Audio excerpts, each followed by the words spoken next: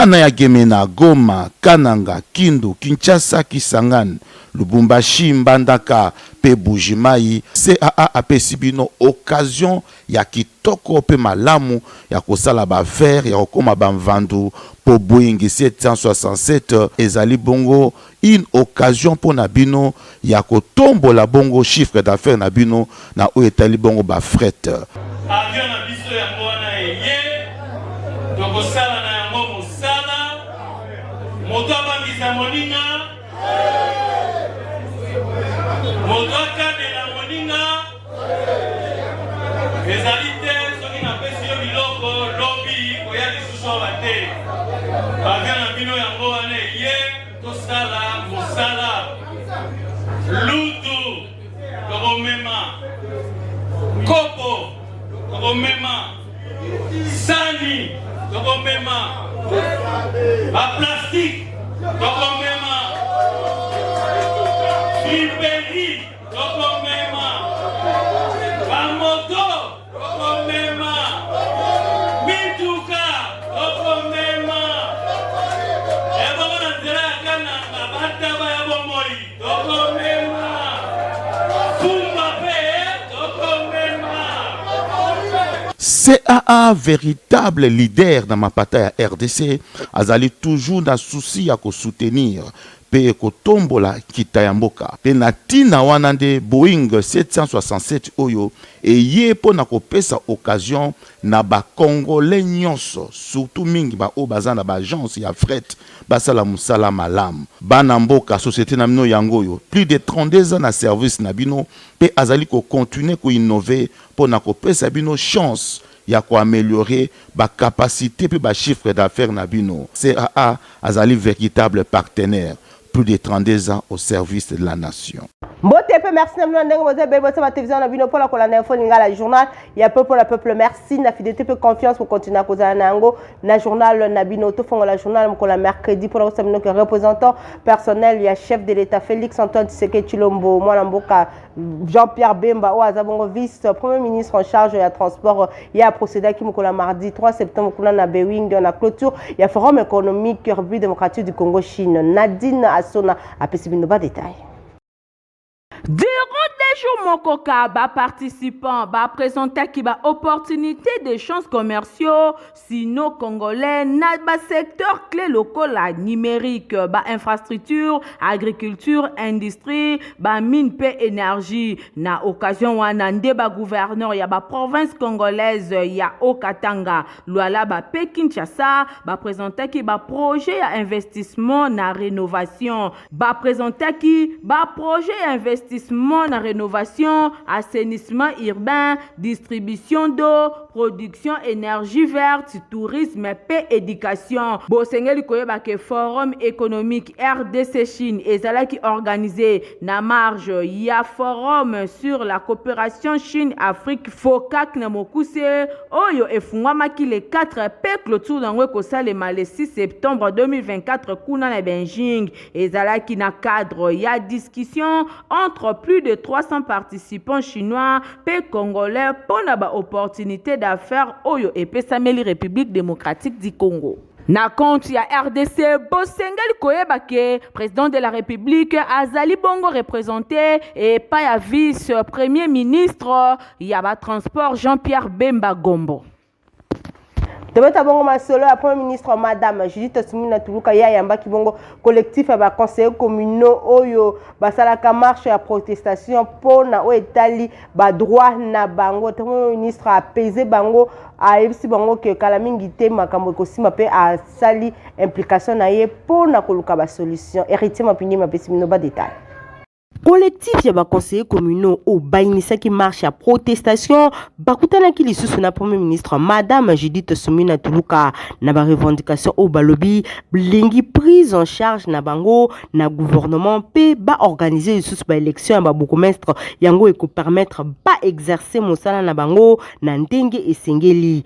Premier ministre Madame Judith Soumina Tuluka ye azali touché na façon on va présenter qui est situation oyo à lobby et gouvernement ezali ko travailler na dossier oyo kutu na dernier conseil des ministres ba évoquer ki yango dissiper solution ekozwama na o etali revendication ba monument ba frais installation pe fonctionnement surtout lisusu likambo o etali harmonisation à cadre de travail na ba bourgmestre à lobby et que solution ekozwama po basala bongo malamu wana maloba ya moko ya ba collectif ya ba conseillers communaux na o etali élection ya ba bourgmestre Madame Judith Soumina Tuluka ye a rassuré na bango que seni baza bongo na ba discussion o eza en cours po ba débloquer mbongo pour l'organisation à élection.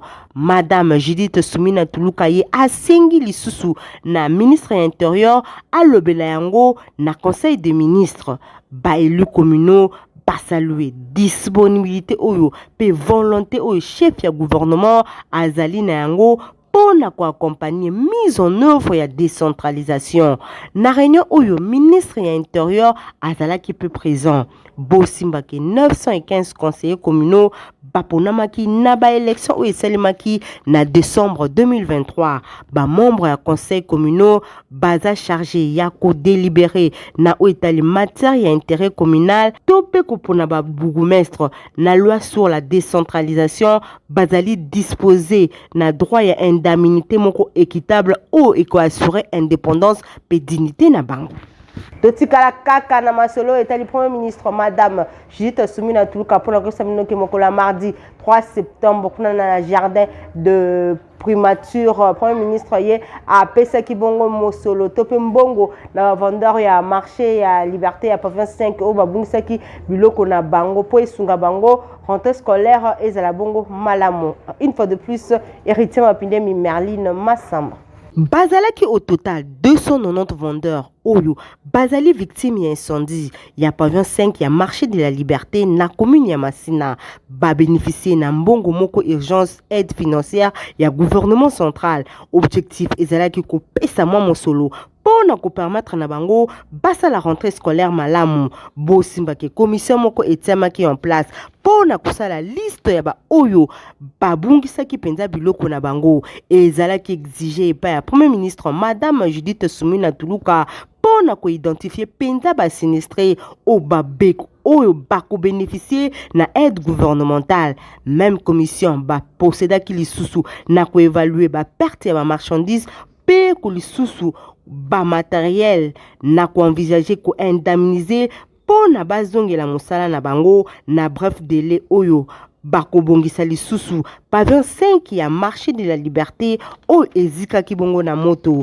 Bosimba ke Premier ministre Madame Judith Soumina Tuluka ye encouragé ba vendeur ba structurer commerce na bango wana bakoza ba avantage ebele ba système financier pe commercial oyo kozala bongo formel bakoki pe koza ba crédit bancaire peu lisusu rentabilité ekosalema bongo malamu boyeba ete remise ya ba assistance oyo epesi sourire na ba maman pe ba papa oyo babungisaki déjà espoir na bango ba vendeur bazalaki ému pe esengo ya komona ke Premier ministre Madame Judith Soumina Tuluka ye azali kotika bango te balouer action ya gouvernement oyo ezali bongo responsable oyo esali ke ba tenir ba engagement na bango. Bosimba ke cérémonie oyo qui en présence ya ministre délégué premier ministre ya urbanisme et habitat en charge ya politique ya ville Didier Tengi, président ya assemblée provinciale, ministre provincial ya intérieur et député national ya Tchango Ogi Kalonji. Après kozwa moi mosolo pas premier ministre pour na ndenge ba rentrée scolaire kozonga boba ke geste oyo ya gouvernement et sepelisa ki bongo ba vendeur o bazala ki sur place pesa ki ba impressionner bango na micro ya Merline Massamba. En tout cas nasengi merci na gouvernement oyo nasengi merci na président nasengi merci na maman ministre parce que eloko maman ministre sali tondima kité ba doute ezala ke kozala solo be kozala lukuta mais maman la ksipaya kazali maman atali biso pena pona moment ope bana classe asungi biso pena alongoli pena ba poto tozaki na mitema donc nazalaki na passe ma case présence à maman et consola ngai Donc natiaki kaka foi na baki lokola maman nda ye c'est que atana ko bénéficier nyonso te mais nayebi ki nazwa pas oyo kosunga nga na boko la orphelin. En tout cas nayebi te naza eloko opesa te mais nzambe oyo akela biso na ye apambola ye. Na espéraki na baparole ya maman et puis na moni yango. Donc na pesi ba merci si ke zomi ye nzambe na lola apambola ye abosana ete mokolo moko te. Merci na opesa na papa Fachi Beton à cause ya choix. Alors nazolo ba penza bien que à cause ya choix. A comprenaki que so mwasi azana ndaku papa tatiki mbongo mwasi ndako gérer côté ni mabeza li po abongisa. Nandimaki te peut-être de fois ils alaka ba visite yaka mais na moni a promettre ki biso que akosunga biso na moi quelque chose accompagner biso ako compatir elongo na biso et tomoni yango a réaliser yango lelo. En tout cas, j'ai dit merci. Bomoni en réalité na mabota maman nde mutu azalaka mokonzi ya famille ndenge balobi lelo mama aye kotala biso na pasi tozalaki na yango bawe bayokaki mama babia bakosaka bango kaka ndenge wana kasi ya biso ndoto ekomi réalité. En tout cas maman nanunga nazana sinistré te mais nazo remercier maman puisque na ye na koti ya commission nazana kati ya commission oto sali pona musala esalema ya baliste ndenge bomoni lelo nga na sinistré te mais naza présidente na titre nazana ngo na kati ya marché na pesi maman ba merci puisque alandi initiative ya chef de l'État Félix Antoine Chilombo na oya salaka liboso pe kuna na marché de la liberté. Il y a intérieur à remeta qui bamituka ya la police nationale congolaise kuna na district ya Funa ezalaki réceptionné par commandant ya district colonel Pascal Héritier Mapini mazaki na compte info lingala. Gouvernement ya République démocratique du Congo nanzele ya vice-primature ya intérieur oyo ekambamaka epai ya vice-premier ministre Jacquemain Chabani badoté ba district ya ville province ya Kinshasa na mituka mingi penza ya la police nationale congolaise ezali pona ko faciliter mobilité na bango pe ko permettre bango bayeba na kosala mosala na ndenge ya kitoko na sima ya kouta na vice-primature ya intérieur ekitaki na commissariat général ya la police et na commissariat provincial pe commissariat provincial na tournaye à Kabul na ba district ya ville ya Kinshasa pour na ko permettre police nationale congolaise à sala misala kitoko botala bino moko ba minibus ya kitoko pe ya sika awa tozala district ya Funa oyo ezwami na commune ya Kalamu district oyo ekambamaka na colonel Pascal bango pe bazwaki ya bango boye bourgmestre ya commune ya Kalamu Charles Luboya ayaki moko en personne pour na ko féliciter commandant ya district Pascal na ndenge gouvernement a doté bango ba minibus ya sika na nzela ya vice primature ya intérieur batalaki yango na présence ya ba élément ya police nationale congolaise oyo bazwami na district ya Funa bourgmestre Charles Luboya amataki na mutuka pe amekaki ko démarrer bango nyonso bamoni ezali vraiment ya sika police nationale congolaise mingi penza na district ya Funa musala ekosalema kitoko na micro ya info lingala bourgmestre ya commune ya Kalamu Charles Luboya a félicité vice-premier ministre intérieur na geste oyo asali surtout la district ya Funa na tondami nesengo ça fait très longtemps oyo district na biso ezali sur la moyen ya déplacement pe batiraka na jeep moko wana mais lelo VPM intérieur a pensé à rebâtir encore 2 minibus. En tout cas, je manque les mots. Voilà, merci Maladie mpox ou variole de singe et comme déjà comme bato les populations koko sala nini pona ko éviter maladie oyo. Reportage Merlin Massamba Nadine Asona. Déjà na Kinshasa maladie mpox et koti variole de singe oyo ezali kokoba se komata épicentre ya maladie awa na Kinshasa 26 cas ezali déjà testé positif na commune ya Limete bosimbake pona prévention ya transmission mpox bosimbake pona ko éviter transmission mpox esengeli kosokola maboko pamba peut utiliser régulièrement ba gel hydroalcoolique pour éviter tout contact physique et sexuel na moto oyo azali ko présenter ba signe ya mpox pour éviter contact na ba liquide contaminé, c'est-à-dire makila, salive topé soyi, sel topé caca, masuba, sperme, sécrétion vaginale, pe surface nyonso oyo ezali souillé na maladie oyo. Bilamba esengeli kolata na pamba te elamba mosusu ekoki kozala infecté pour éviter ko manipuler banyama oyo bakufi bango moko tope oyo bazali ko présenter maladie oyo pour éviter bato oyo bakufi bazali suspect na maladie mpox na kawana esengeli kosala appel d'urgence pour na kosala enterrement pour bazala sécuriser pour utiliser correctement préservatif na tout contact sexuel occasionnel vaginal anal tope oral. République démocratique du Congo ezali déjà préparé pour na kosala face na épidémie oyo. Population a paniqué te kasi soki ozali ko observer ba mesure d'hygiène oyo okozala épargné. Maladie mpox ezali malade oyo moto oyo soki alandi traitement malamu akoki kobika. Pas d'automédication, kende mbangu na centre de santé pour na traitement moko approprié. Complexe scolaire Maman Pemba izako benga bana nyonso commune Kisenso pe ya ndinga bakende kokomisa bana kelasi kuna pour classe ezongi déjà ba inscription za ko continuer na complexe scolaire Maman Pemba ozami mingi peza na commune ya Kisenso la dilando reportage. Na complexe scolaire Mama Pemba, école ya fondation Nerombungu, oyo ezwami na quartier Bikanga na commune ya Kisenso, rentrée scolaire ezalaki effective le 2 septembre. Mokolo ya lundi, bosimba ke promoteur na yango honorable Nerombungu, ndenge kaka abeta ka sete ke na complexe scolaire Mama Pemba, batosa kamibeko ya l'État, kuna rentrée scolaire ele kakate, esalemaki ndenge kaka ezalaki prévu, ndenge bozali komona ba élèves nyonso, batondisami liboso ba salle de classe na bango elongo na ba enseignants ba responsable ya école bazwaki maloba pona kotalisa na ba élèves nyonso surtout ba oyo bazali ya sika na complexe scolaire Mama Pemba bayebake awa discipline pe travail ezali bongo leitmotiv na bango nyonso elekaki na présence ya Bobo Mbungu oyo azali bongo promoteur adjoint ya complexe scolaire Mama Pemba école ya fondation Nerombungu solo ya ndenge na ndenge pona kotia ba élèves nyonso na nzela bongo na sima ndenge kaka ezalaka lokola momesano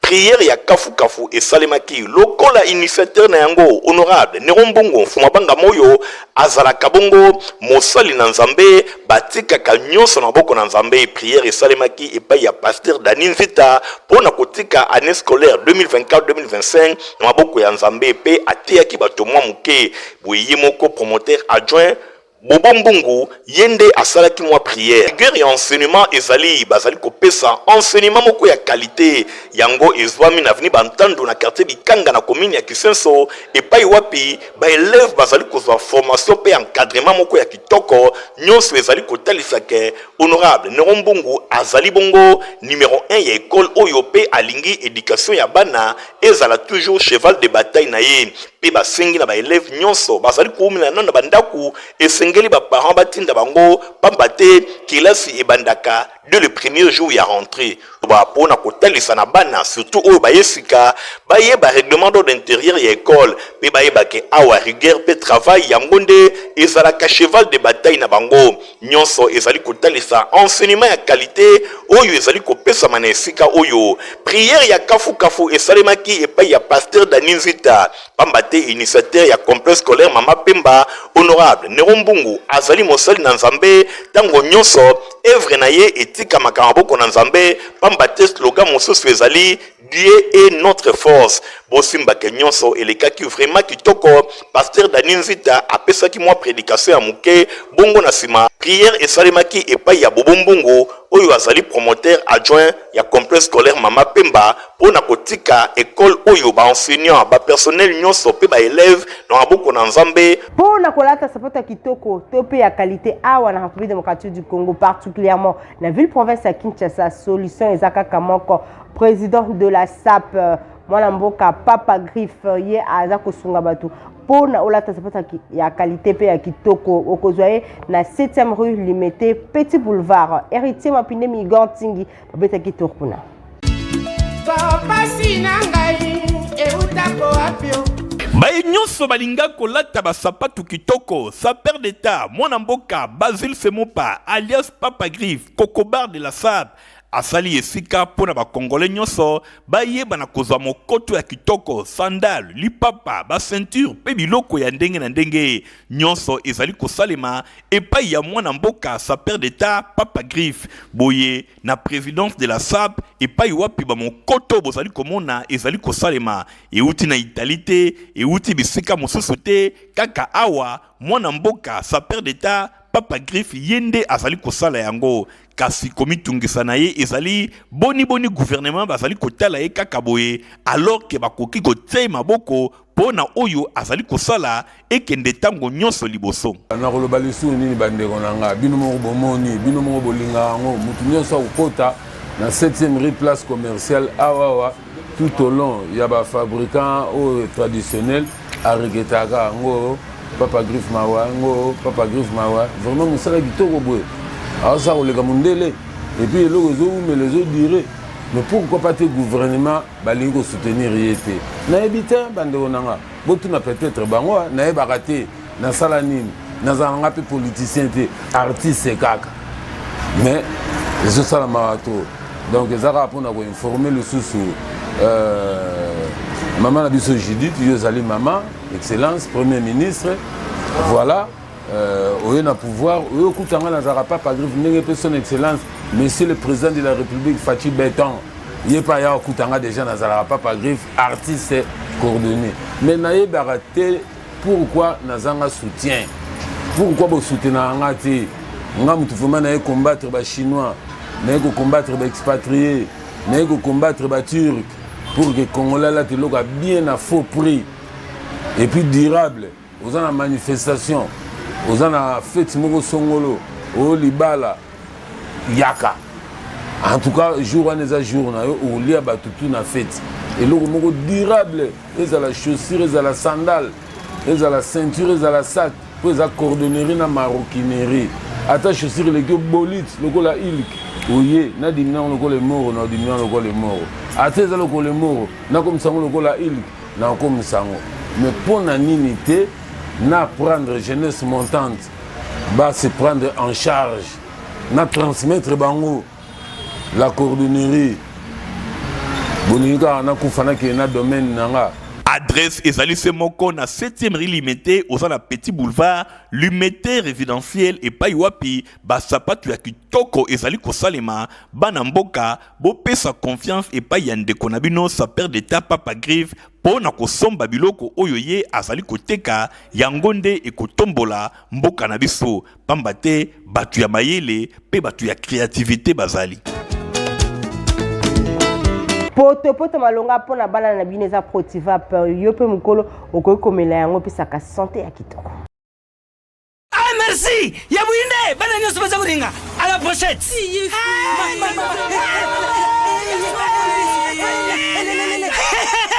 Buzala kwarme Protivap est tonne la protéine et énergie.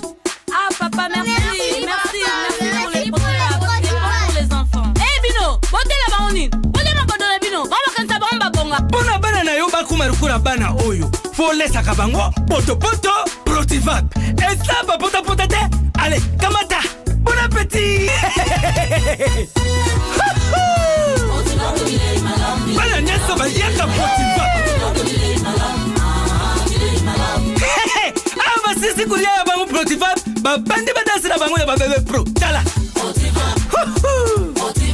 bari yango chata kitoko ntoto makachi tukana mbimbi oyo tukana mbimbi makusa Protivap poto kitoko pona babebe pro moto nyonso alingi asala ba impression ya kitoko alekana bongo na imprimerie J'imprinte service esiko wapi baza pe koteka biloko ya ndenge na ndenge mijo mabasi ba detail.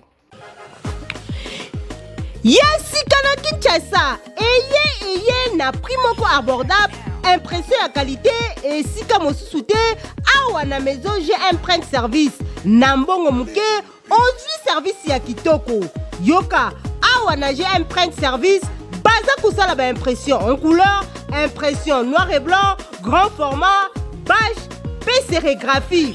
GM service, rapidité, prix moko imbattable. ndeko kobuka na te na GM Print Service client azalaka toujours satisfait po baza na expérience na domaine o etali impression bato ebele bapesa bango confiance ya kosamba eza te kohésite te contacte maison GM Print Service po na type nyonso ya devis na yo awa baportaka pe secours na bango na o etali étude pe baprojet na bino GM Print Service baza pe na service na o etali aide pour la création graphique ya support lokola logo dépliant magazine flyer pe misusu na o etali prix ya kosamba ezate na prix mukie basalelu impression pour na ba fiche na bino ya A6 A5 A4 A3 A2 pe A1 spécial promo pour na bino ndeko awa na prix ya mukie bakitisi yango na structure pe impression roll up base moyen pe grand prix pe ekiti bango bakoki kosalela yo 1000 fois yo ya A6 135 na prix moko ya muke to bosani te na GM Print Service basalaka pe vente ya ba matériel ya imprimerie lokola pression t-shirt chapeau encre ya sublimation encre éco-solvant pe papier sublimation GM Print Service eza esika ya kobunga te avenue Sergent Moke numéro 4639 Express de Liège référence lycée Monseigneur Chaoumba. Toza na communiqué ya Metelsat o atindeli biso bolanda yango elongo na héritier Mapindemi. Metelsat azali informer public nyonso que date moyenne oyo ezali prévu pona ebandeli ya saison de pluie topé eleko ya mvula na ville province ya Kinshasa ezali bongo le 22 septembre 2024. Ezali na marge moko ya dispersion ya plus ou moins 7 jours. Marge inférieure pe supérieure pona effectivité topé bozongi na ndenge ya malamu ya saison de pluie to ya mvula ezali ko se situer entre le 18 na le 28 septembre ezali koya boye tendance ya saison oyo etalisi ekozala vraiment excédentaire na risque ya inondation na ville ya Kinshasa kasi pona ba raison technique esengeli boye bake Metelsat azali ko s'excuser bulletin ya météo ekozonga kaka le 6 septembre 2024. Bozalaki ebele pona kolanda info nga la journal ya peu pona peuple ngala bino topsani rendez-vous mikolo zali koya au revoir. Espace 55 na commune ya Kinshasa etonda kibongo na ba délégué ya ba agence ya fret ya RDC. Occasion pour na CAA Nanzela ya directeur commercial cargo Faustin Mandangi ya ko-présenter bongo na ba échantillon ya ba agence oyo politique ya CAA na o etali bongo ba cargo. C'est ça qui opportunité oyo pour na ko présenter bango avion ya sika ya CAA Boeing 767 o ezali na capacité à 45 tonnes. Yango ezali véritable bomundunda pona ko permettre na bango basala bongo ba faire kitoko ndenge ka toloba bana kini ya bino société o etali aviation yango CA ya bo ezala te di jamais vu au Congo 45 tonnes donc ndenge to aboye ata kuna na Bukangalonzo ekokoma ata kuna na Bunagana ekokoma à cause ya CA to sengi bino bopesa confiance na agence ya CA soki to suka 3 avions ya boye na bila Kinshasa to na Congo mobimba to faciliter maman des enclavements na Italie pour sala ba fret ya ba colis komi tungisa meroza la soute pourquoi tolo ba bongo parce que et permettre programme à 145 territoires dans la place de Sénébotin de matériel. Ah ouais, 145 territoires. Ministre, Otozobeta du Solo, Benabiso, Guylaine Yembo, dans la place de Sénébotin CAA. Il y a même 6 voitures à Minene. 6. Je suis sur la quête, je comme à 20. Et même on peut quitter. Maintenant, c'est 45 tonnes. Il y a hôtel matériel. Il y a moto Sénébino. On peut s'asseoir à confiance. Les agences assure a démontré de quoi il est capable pour désenclaver la RDC sur le plan aérien. Donc merci, c'est un match qui toque. Oui, avec Boeing 767, en tout cas Masola Sili. Masola Fret na Congo Sili. Papesi biso mutu pasi na ba avion, ba fula qui manque que mais le lot du avion na Tsika.